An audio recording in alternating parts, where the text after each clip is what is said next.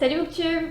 J'ai récemment lu la romantaisie phare de BookTok et de Booktube et il s'agit de From Blood and Ash de Jennifer L. Armentrout et en regardant un petit peu plus en détail, j'ai découvert à mon grand désarroi qu'il ne s'agissait pas, comme je le pensais, d'une trilogie, mais qu'il y allait avoir beaucoup de tomes et il n'y en a que 3 qui sont sortis, même en version originale, 2 en français au moment où je tournais, où je poste cette vidéo. Et donc j'ai eu la terrifiante réalisation que j'allais devoir attendre entre les tomes et comme d'habitude oublier tout ce qui se passe dans les tomes précédents. Et quelque chose que j'ai toujours trouvé dommage sur Booktube ou même sur des blogs de lecture, c'est qu'il n'y a pas de résumé détaillé de toute l'histoire d'un tome qu'on pourrait regarder en une dizaine de minutes avant de passer au tome d'après. C'est souvent très fractionnaire, très partiel sur un ressenti. Donc voilà. Le but dans ces vidéos revues détaillées, ça va être vraiment de faire un résumé de l'histoire de tout le tome 1 que l'on pourra regarder pour se rappeler la totalité de l'univers et de l'histoire rapidement en une dizaine de minutes, je l'espère. On verra ce que ça donne à la fin. Et comme ça, on pourra se remémorer les événements avant la sortie du tome suivant. Je ferai bien évidemment une vidéo sur le tome 2 de la même façon quand je l'aurai lu. Mais ça devrait être avant la sortie d'une tome 3 en français de toute façon. Et donc voilà, on va commencer tout de suite. Je m'excuse par avance parce que évidemment je les ai lus en VO comme toujours. Et donc il y a des termes que je connais en VO, mais je vous mettrai en petit commentaire sur le côté par là le texte en français et la traduction qu'ils en ont faite en français. Donc tout d'abord nous sommes dans un univers où il y a un peuple qui est un petit peu dirigé par ce qu'on appelle les Ascended. Donc ce sont des personnes immortelles qui sont un petit peu élues et qui font leur passage à un moment pour devenir l'élite un petit peu de la société, avec également un roi, une reine, des ducs, etc. et la populace en dessous.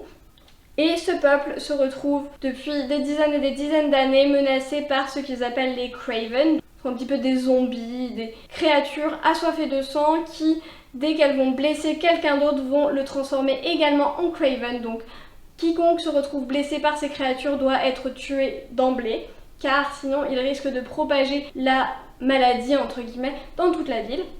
Et les Craven font partie, en tout cas ont été créés par un peuple qu'on appelle les Atlantiens ou Atlantian en anglais.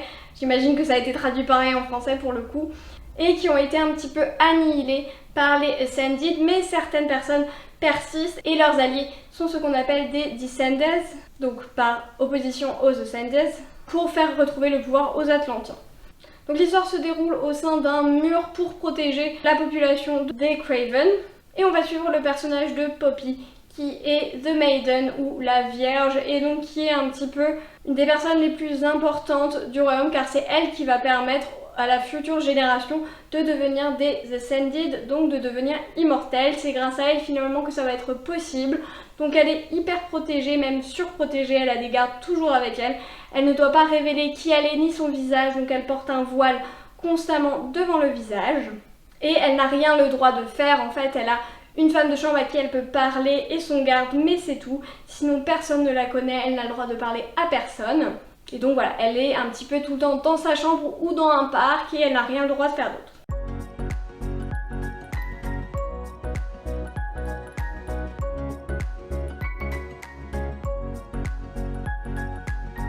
Mais Poppy n'est pas trop d'accord avec ça et elle va régulièrement s'échapper un petit peu de sa chambre par un passage secret. Et quand on la rencontre, elle est dans une taverne qu'on appelle le Red Pearl. Et à cet endroit-là, elle va rencontrer un soldat, enfin tomber nez à nez avec un soldat qui s'appelle Hawk et qui malencontreusement attend pour avoir une relation sexuelle, dirons-nous, avec une des employées de la taverne. Et donc pour ne pas se faire reconnaître, Poppy va un petit peu jouer le jeu, sachant que c'est l'innocence incarnée, qu'elle n'a rien le droit de faire. Vous imaginez bien, avec un nom comme la Vierge, elle n'a rien le droit de faire. Donc voilà, elle va être un petit peu finalement hantée par le souvenir de Hawk. Ça ne va pas aller très loin, ils vont s'embrassouiller 2-3 fois. Et donc après elle va rentrer au palais. Et le lendemain, plusieurs choses vont se dérouler. Et notamment un des lords, donc un des amis du duc, qui est un petit peu le responsable de Poppy, va un petit peu essayer doucement de la violer. Voilà, c'est assez classique pour lui, donc Poppy logiquement le déteste un petit peu beaucoup. Et juste après, ils vont découvrir le cadavre d'une jeune femme qui a été drainée de son sang avec une marque de piqûre, enfin 2 marques de piqûre dans le cou. Donc il y a toute une investigation qui va être mise en place pour savoir qui aurait pu faire ça et comment est-ce que c'est possible. Ensuite, alors que Poppy est au parc avec un de ses gardes, Rylan, il va être tué par ce qu'on suppose être un Descender, donc un des opposants au régime actuellement en place, en tout cas allié au royaume adverse. Et Poppy, qui sait assez bien manier les armes grâce à son autre garde et mentor Victor, va pouvoir se défendre et l'ennemi va s'échapper. Un nouveau garde est nommé et il s'agit, comme vous vous en doutez, de Hawke, donc le monsieur avec qui elle a fait des choses pas très catholiques quelques jours auparavant, et donc elle va être toute retournée par rapport à ça parce que vous comprenez, voilà, c'est les hormones, tout ça. Évidemment, elle se rend compte qu'il va vite la reconnaître même si elle porte un voile et même si elle était masquée le premier soir, parce que voilà, elle va parler forcément, etc. Donc, voilà. Mais il ne laisse rien paraître et donc elle ne sait pas exactement s'il la reconnaît ou pas. Suite à cela, alors qu'elle est sous la protection de Hawke, le duc va réquisitionner sa présence et il va la punir, comme il dit dans une leçon, comme il les appelle, et en fait le duc la bat régulièrement à coups de canne dans le dos pour que ce ne soit pas visible, et Poppy fait en sorte que personne ne le découvre et que personne ne le sache. Par la suite, on découvre que en réalité Poppy ne va pas que faire des excursions un petit peu toute seule et que Victor, donc son mentor et son autre garde qu'elle connaît depuis l'enfance, qui est pratiquement un père adoptif pour elle, la pousse un petit peu à briser les règles, et ensemble ils vont aider des personnes à mourir dans la dignité. Donc en fait elle va assassiner des personnes, notamment celles qui ont été blessées par les Craven avant qu'ils deviennent à leur tour des bêtes assoiffées de sang. Et il y a plusieurs rumeurs qui vont courir sur elle et sur le fait qu'elle puisse libérer les gens avec gentillesse et des gens qui veulent mourir avec dignité. Un soir, des Craven attaquent la ville et menacent notamment de submerger le mur et les soldats. Et donc elle va s'échapper de sa chambre pour aller rejoindre le combat et tue très bien des Craven d'ailleurs au passage. Et à ce moment-là, elle va se retrouver évidemment nez à nez avec Hawke et elle va se rendre compte qu'en fait depuis le début, il sait très bien qui elle est et il sait très bien quelle est la personne qu'il a rencontrée au Red Pearl, et donc il a découvert vraiment toutes les facettes de qui elle était finalement. Il se passe ensuite beaucoup de choses avec les Descenders et notamment une réunion publique où finalement les gens vont demander des choses au duc, et notamment quelqu'un qui va demander que les Ascended ne prennent pas leur troisième fils, puisque en réalité dans cette société le deuxième enfant est promu pour être un Ascended, donc pour devenir immortel, alors que le troisième enfant est donné un petit peu aux prêtres et aux prêtresses de leur religion, de leur culte, pour servir comme prêtre ou prêtresse. En tout cas, c'est ce qui est raconté, mais c'est vrai que personne ne sait vraiment où passent ces enfants ou de ce qu'ils deviennent, et personne ne les revoit jamais. Et personne n'accepte la requête des parents qui essayent de demander que leur troisième fils ne leur soit pas arraché. À ce moment-là, suite à ça, un Descender s'affirme et le duc va s'en occuper directement, donc on imagine bien ce qu'il va en faire. Il y a ensuite une grande fête, c'est The Rise, donc c'est pour toutes les personnes qui sont promis à être des Ascended, et du coup à ce moment-là, Poppy a le droit de se révéler sans son voile et de mettre une autre couleur que le blanc, donc elle perd un petit peu ce rôle de Maiden, de la Vierge, mais elle ne doit quand même pas parler à quiconque, faut pas déconner non plus, hein. Et elle se retrouve voilà, un petit peu libérée de son carcan quand même, et donc elle se retrouve à être un petit peu toute seule dans des endroits isolés avec Hawke, et donc bisous, tout ça. Voilà. On sait ce qui se passe, donc voilà, ils s'embrassent et ça escalade un petit peu quand même. Et ensuite retrouvée par Victor, qui voit vite ce qui s'est passé entre les deux et donc qui va un petit peu engueuler Hawke de ce qui s'est passé. Mais cela n'aide pas Poppy, qui réalise de plus en plus les sentiments qu'elle a envers Hawke. Mais elle peut vite arrêter de tergiverser, car à l'instant où il retourne dans la salle de la fête, le duc est retrouvé mort pendu à une affiche.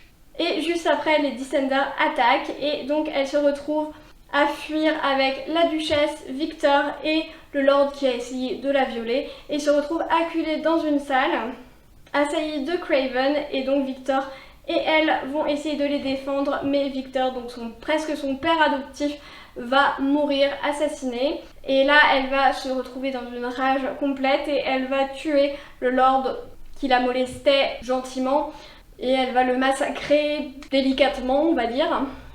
Suite à la mort de 2 de ses gardes et à des mises en danger assez régulières qui font craindre pour la sécurité de la Maiden, Poppy est transférée à la capitale, donc pour être entourée de plus de sécurité, pour être plus mise sous protection et ne pas risquer l'ascension des autres personnes. À ce moment-là, du coup, elle est escortée et donc Hawke est le maître de son escorte et il va rassembler plusieurs soldats, donc Kieran et d'autres soldats de la garde. Et donc ils vont partir en dehors des murs, donc là où il y a les Craven qui règnent.